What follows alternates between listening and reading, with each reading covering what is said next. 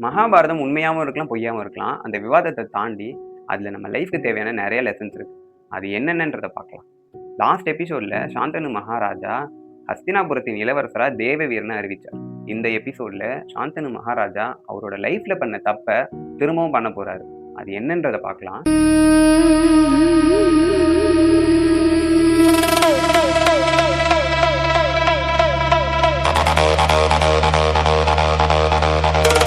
யூசுவலா நம்ம லைஃப்ல நம்ம ஒரு தப்பு பண்ணிட்டோம்னா, அத ரிப்பீட் ஆகாம பார்த்துப்போம்.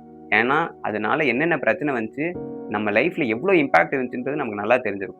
ஆனா, சில சூழ்நிலையில நம்ம சரியா யோசிக்காம, எமோஷனலா அதே தப்ப திரும்ப பண்ணிடுவோம். சாந்தனு மகாராஜாவும் அதே மாரி தான் பண்றாரு.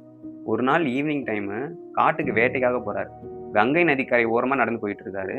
அப்போ ஒரு பொண்ண பார்க்குறாரு. அவருக்கு கங்காவ மீட் பண்ண மாதிரியே இருக்கு. பார்த்த உடனே அந்த பொண்ண புடிச்சிருது.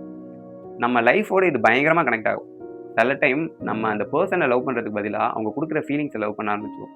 நம்மளோட தனிமை இவங்கள பார்த்ததுனால தீர்ந்து போகுது. இல்லாட்டினா இவங்களால தான் நம்ம லைஃப் ரீஸ்டார்ட் ஆக போகுது. இல்லாட்டினா நம்ம தொலைச்ச சந்தோஷம் இவங்களால திரும்ப கிடைக்கிற மாதிரி இருக்கு அப்படின்னு, அந்த ஃபீலிங்ஸ லவ் பண்ண ஆரம்பிச்சுருவோம். அதே மாதிரி சாந்தனு மகாராஜா பல வருஷம் அரண்மனையில ராணி இல்லாம தனியா வாழ்ந்துட்டு இருக்காரு. இப்ப அந்த பொண்ண பார்த்ததும் அவரோட லைஃப்ல இருக்க தனிமைலாம் விலகி போற மாரி ஃபீல் பண்றாரு. அவரு அந்த பொண்ணுகிட்ட போயி, "நான் உன்ன கல்யாணம் பண்ணிக்கணும்" அப்படின்னு சொல்றாரு. அதுக்கு அந்த பொண்ணு கங்கா மாதிரி கண்டிஷன்ஸ் போடாம, "அதுக்கு ஃபர்ஸ்ட்டு நீங்க போய் என் அப்பாகிட்ட பெர்மிஷன் கேளுங்க" அப்படின்னு சொல்லிட்டாங்க. சாந்தனு மகாராஜா, "சரி ஓகே நீ யாருன்னு சொல்லு, நான் போய் உங்க அப்பாட்ட பெர்மிஷன் கேட்கிறேன்னு" சொல்றாரு. அதுக்கு அந்த பொண்ணு, "என் பேரு சத்தியவதி. நான் ஒரு மீனவ பெண். என்னோட அப்பா ஒரு மீனவர்ன்னு" சொல்றாங்க. இந்த கதையில ரொம்ப நுட்பமான ஒரு அர்த்தம் இருக்கு. அத நான் சொல்றேன். கங்கா ஒரு தெய்வம், வானுலகத்திலருந்து வந்த ஒருத்தவங்க. அதே சத்தியவதி ஒரு சாதாரண மனிதர், ஆத்தோரத்தில வளர்ந்த ஒரு சாதாரண பெண். நம்ம சத்தியவதி தான் இந்த கதையில பெரிய பெரிய திருப்பங்களுக்கு காரணமா இருக்க போறாங்க. நீங்க பல ரியல் லைஃப்ல கனெக்ட் பண்ணி பாருங்க. ஹிஸ்டரியில பெரிய பெரிய சேஞ்சஸ ஒரு சாதாரண பெர்சன் ரொம்ப ஈஸியா பண்ணியிருப்பாங்க. அதையே ஒரு பெரிய பேக்ரவுண்ட்லேருந்து வந்தவங்களால பண்ண முடிஞ்சிருக்காது. எக்ஸாம்பிள்க்கு தமிழ்நாடு 2026 எலக்ஷன் எடுத்துக்கங்க. ஒரு சாதாரண அசிஸ்டன்ட் டைரக்டருக்கு விஜய் மகனா பிறக்குறாரு. அவர் கொஞ்ச நாள்ல தமிழ் இண்டஸ்ட்ரியில ஒரு பெரிய ஆக்டர் ஆகுறாரு. அவரு அதுக்கப்புறம் ஒரு கட்சி ஆரம்பிச்சு 2டே வருஷத்துல தமிழ்நாடு 2026 எலக்ஷன்ல பார்ட்டிசிபேட் பண்ணி சீஃப் மினிஸ்டர் ஆகுறாரு. இத பல பெரிய பாலிட்டிஷியன்ஸோட பையனால கூட பண்ணியிருக்க முடியாது. தனியா வெளில வந்து புதுசா ஒரு கட்சி ஆரம்பிச்சு அவங்களால கூட இப்படி ஜெயிச்சிருக்க முடியாது. இப்போ சாந்தனு மகாராஜா சத்தியவதியோட அப்பாவ மீட் பண்ண போறாரு. அவங்க அப்பா கிட்ட போய், "நான் இந்த ராஜ்யத்தோட ராஜா. எனக்கு உங்க பொண்ண கல்யாணம் பண்ணி குடுங்க" அப்படின்னு கேட்கிறாரு.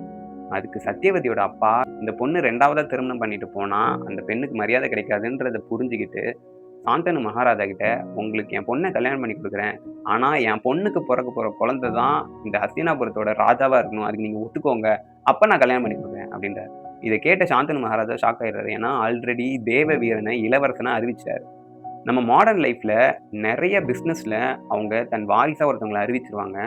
ஆனா, கொஞ்ச நாளுக்கு அப்புறம் வேற ஸ்டேக் ஹோல்டர்ஸ் இல்லன்னா வேற பிசினஸ் பார்ட்னர்ஸ் இல்லன்னா செகண்ட் ஃபேமிலி யாராவது வந்து, "நான் தான் இந்த பிசினஸ பார்த்துப்பேன்" அப்படின்னு பிரச்சனை பண்ணுவாங்க. இதுக்கு ரீசன் டேலண்ட் இல்லாதது காரணம் இல்ல. யாரு வாரிசுன்றத ரொம்ப கிளியரா சொல்லாதது தான். இப்ப சாந்தனு மகாராஜா 2 மனிதனா நிக்கிறாரு. ஒண்ணு காதலன், இன்னொன்னு தந்தை. காதலனா இந்த பெண்ண திருமணம் பண்ணிக்கணுன்ற ஆசை இருக்கு. தந்தையா தன் மகனுக்கு குடுத்த வாக்க காப்பாத்தணுன்ற தவிப்பு இருக்கு.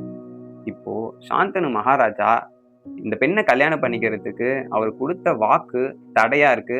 தம் பையன ஏமாத்திறக்கூடாதுன்ற நெனப்பு அத தடுத்துருது. அந்த ஏக்கத்தோடயே அவர் திரும்ப வீட்டுக்கு போயிடுறாரு. இந்த கதை காதல் சம்மந்தப்பட்ட கதை கிடையாது. கங்காவ மீட் பண்ணும்போது அவருக்குள்ள இருந்த எமோஷன்ஸ் ஜெயிச்சுச்சு. அதே சத்தியவதிய மீட் பண்ணும்போது அவருக்குள்ள இருக்க ரெஸ்பான்சிபிலிட்டி அந்த எமோஷன்ஸ தடுத்து நிறுத்துது. அதாவது நம்ம வளர வளர நம்மளோட மெச்சூரிட்டி அதிகமாகும்.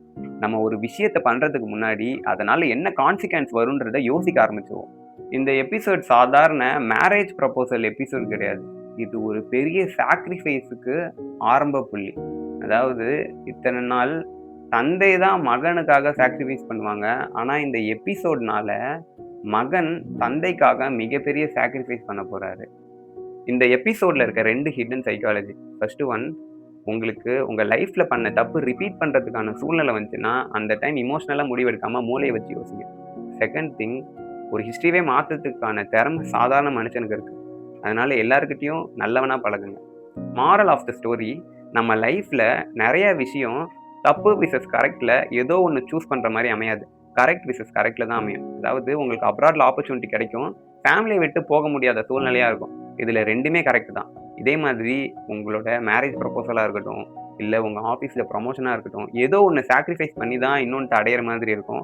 எத சாக்ரிஃபைஸ் பண்ணணும், எத அடையணுன்றதுல ரொம்ப கிளியரா டெசிஷன் எடுங்க. நெக்ஸ்ட் எபிசோட்ல தந்தைக்காக மகன் பண்ண பெரிய தியாகத்த பத்தி பார்க்கலாம். இந்த ஸ்டோரீஸ நான் உங்ககிட்ட கொண்டு வந்து சேர்க்கறதுக்கான ரீசன், இதுல இருக்க டீப் மீனிங் உங்க லைஃப்க்கு என்னைக்காவது யூஸ் ஆகுன்றது தான். செகண்ட் திங், நீங்க என் சேனல சப்ஸ்கிரைப் பண்ணீங்கன்னா, அதுலேருந்து எனக்கு ஏதாவது ரிவார்ட் கிடைக்கும். நான் இந்த மாரி ஸ்டோரீஸ் போஸ்ட் பண்ணிக்கிட்டே இருக்கிறதுக்கு எனக்கு மோட்டிவேஷனாவும் இருக்கும். ஸோ ப்ளீஸ் என் சேனல சப்ஸ்கிரைப் பண்ணிக்கோங்க.